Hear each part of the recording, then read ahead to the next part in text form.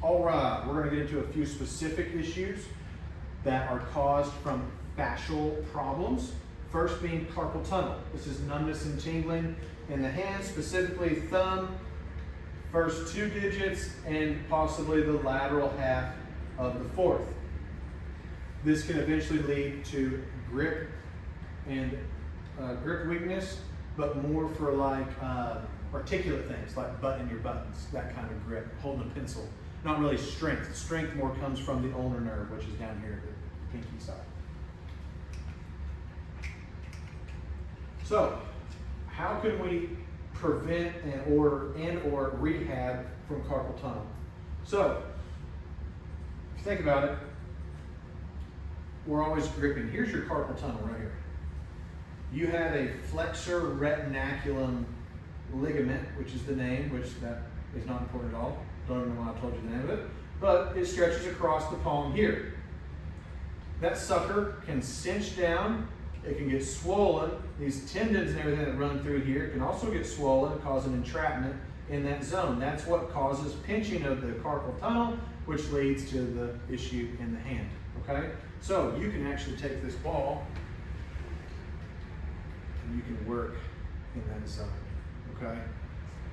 So you can use a table, you can use your other hand if you want to, but I usually recommend you find a surface, kind of dig it out, roll that out, but it's also these muscles. So you're going to want to work the forearm as well. So you can use the ball, you can use a smaller foam roller to work your forearms.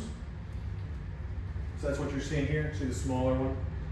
You can kind of roll out both sides of your forearms, help again with blood flow, neurological flow, lymphatic drainage. Here's use with the ball, here's with the little foam roller. So also massage is really good for helping prevent these issues from coming about. We do have massage therapy here in the office. If you're ever interested, be sure to talk to the front desk about your options there. Also, we need to be working on mobility and stretching and finger extension. So, how can we stretch? You can do what's called a prayer sign. Kind of bring your hands here and you're just going to sink. Kind of get it as far as you can get. Just hold, breathe. You'll feel a stretch through here. And you can do the opposite as well. Here, just an opposite prayer sign stretch, again for the back. If you don't like that stretch, that's perfectly fine. You don't have to do it. It can cause soreness if you have wrist issues. Circles are always good for the wrists. But this one here, finger extension exercises, is the only exercise that I know that actually will open up the carpal tunnel by doing one thing. So if you think about it, we're always doing this, right? We're grippers. We're working here. We're grabbing things here. When's the last time you ever did this motion? I mean, maybe never. There's some weird like dance move in the 80s. I have no idea. But we don't do that, right? That's why we're really strong here and we're really weak here, okay? When we're doing this, we're strengthening back here. So in the carpal tunnel, your wrist joints can sink and causing pressure on the top surface, which is going to cause easier closure of your carpal tunnel. We can work on pulling those bones back up off of your carpal tunnel by doing this exercise, okay? We do carry these bands for sale here in the office.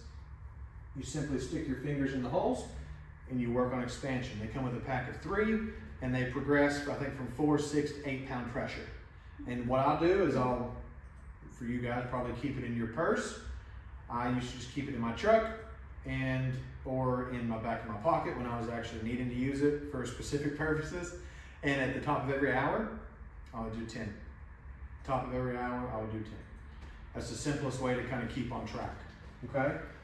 If you do not have one of these, again, we do sell them here in the office. For some reason, money's too tight. You can't afford something like that. I think they're less than $20, but money can be tight. Do you ever see the thicker rubber bands at the grocery store around vegetables? Wrap it around your fingertips. Expansion. And you can just keep that rubber band around your wrist throughout the day. Pull it to your fingertips top of every hour. Work on expansion. Helps with the carpal tunnel. But again, there's other things going on besides just your wrist sinking, right? So we want to be working on the expansion. We want to be opening up the fascia in the hand and around the wrist, and we want to be stretching and working the fascia in the forearms. All that together is going to help prevent and or treat carpal tunnel symptoms that are actually coming from the wrist and forearm itself. Carpal tunnel also comes from the neck and the shoulder. That's where we come in, okay? So we're going to be clearing here and here. That's why a lot of times when we start adjusting, you're like, yeah, but my problem's in my wrist. It's like, we know. We're going to start at where the nerve starts and work our way down, okay? But this is a good way to help you guys learn how to do some things at home to also help